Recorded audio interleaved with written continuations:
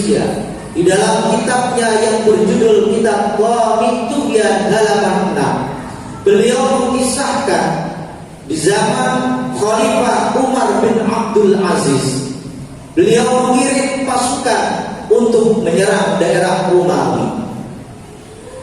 Dalam peristiwa tersebut banyak pasukan umat Islam yang ditawan oleh Raja Romawi.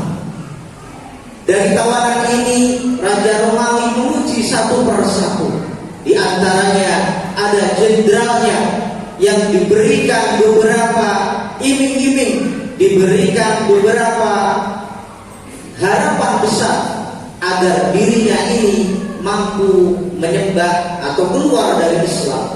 Indahul tadini, jika kamu mau keluar dari agamamu dan masuk agamaku, wasajadta lis-sanam, dan kamu mau sujud kepada berhala, aj'alka amiran fi baldatin azimah, maka aku akan memberikan kerajaan yang besar kepadamu.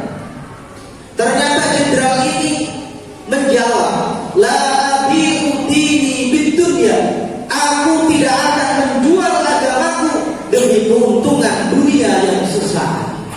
Akhirnya raja marah besar, akhirnya mengumumkan di hadapan banyak tentaranya, dipenggal di tengah lapangan. Anehnya setelah kepalanya terputus, kepalanya ini masih bisa ngaji. Ya ayyatuhan nafsul mutmainnah, irji'i ila rabbiki radiyatan mardiyah wadkhuli fi ibadi wadkhuli jannati. Wahai jiwa yang tenang, wahai jiwa yang tenang yang diridhoi oleh Allah Subhanahu wa ta'ala, masuklah kamu wahai hambaku ke surgaku. Setelah kepala yang telah dipenggal ini keliling ke lapangan, akhirnya terjatuh. Melihat kejadian ini, tawanan yang kedua ditanya oleh jenderal, oleh rajanya, jika kamu mau masuk agamaku, niscaya kamu akan aku berikan kedudukan. Tapi kalau kamu tidak mau, nasibmu seperti orang yang sebelum kamu ini. Jawaban tawanan yang kedua, la abi'u dini bidunya, aku tidak akan menjual agamaku untuk urusan dunia. Akhirnya apa? Tawanan yang kedua ini dipenggal juga. Anehnya masih bisa ngaji. Fahuwa fi 'aisyatir radiyah fi jannatin 'aliyah.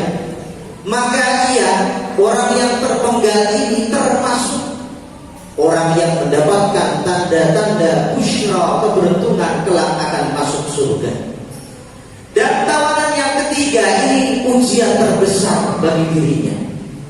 Dua orang temannya ini telah mati mengenaskan, tapi di sisi lain mendapatkan kenikmatan matinya dalam keadaan husnul khotimah.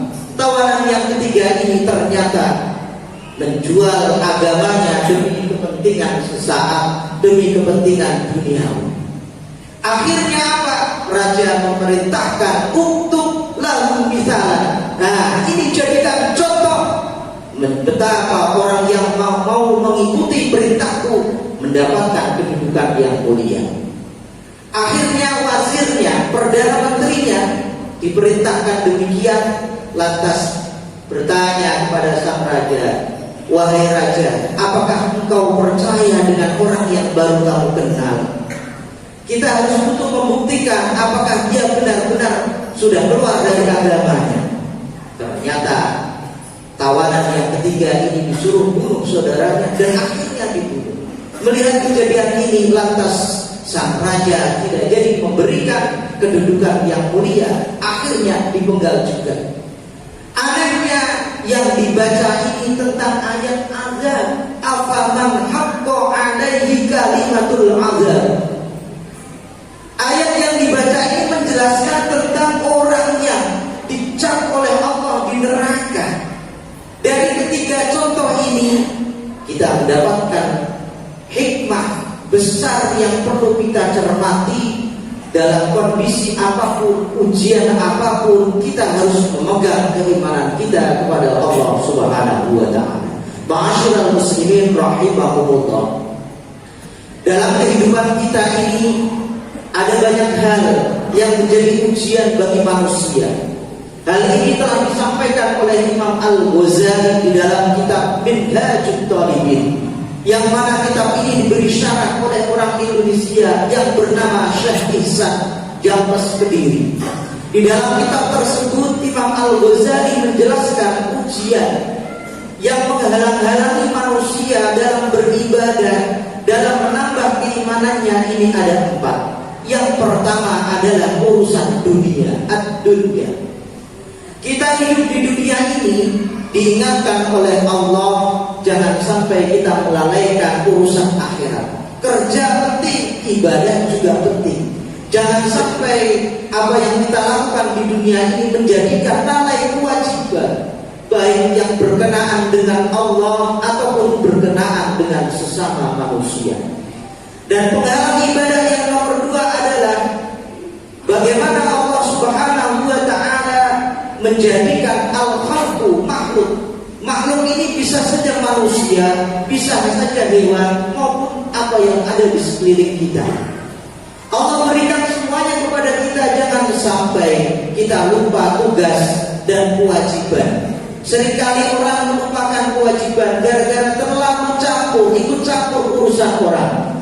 Padahal kadangkala kita terlalu ikut campur urusan orang, ternyata menambah beban pikiran. Dan yang ketiga, ujian yang akan dihadapi manusia diantaranya adalah syaitan. Di dalam surat Yasin, walaqad adalla minkum jibillan katsira. Sungguh setan telah menyesatkan umat manusia, diumpamakan seperti gunung jibillan. Saking banyaknya umat yang disesatkan oleh setan ini, maka kita sebagai umat Islam pentingnya memperkuat keimanan kita dengan cara apa? Belajar, mengaji, menambah wawasan agar kita tidak tergiur dengan bisikan-bisikan setan. Dan yang terakhir, ujian dan godaan yang dihadapi manusia adalah nafsunya. Setiap manusia dalam dirinya ada nafsu. Padahal nafsu ini innan nafsa la'ammaratun bisu, selalu mengarahkan kepada hal-hal kejahatan, selalu mengarahkan kepada hal-hal kemaksiatan. Cara mengarahkan nafsu kita tidak lain adalah kita harus melawannya. Bahkan Imam Al-Busiri di dalam burdahnya, innan nafsa katifli, nafsu dalam diri kita diumpamakan seperti anak bayi. Jika kita tidak mau menyakitinya, maka niscaya bayi tersebut akan selalu minta kepada ibunya.